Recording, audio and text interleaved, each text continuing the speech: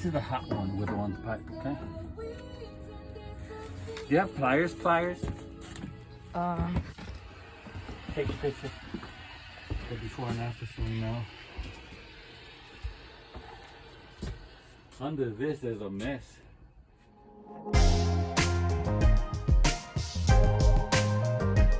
Demo day. Get it. Get it.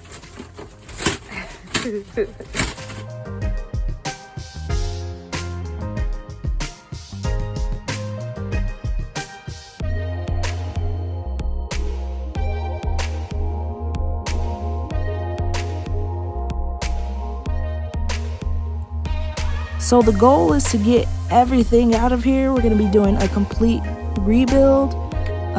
The goal is to have a lot of storage because we're going to be traveling with a lot of gear, instruments, all that kind of stuff.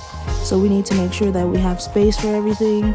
But first we have to get all of this out. So stay tuned.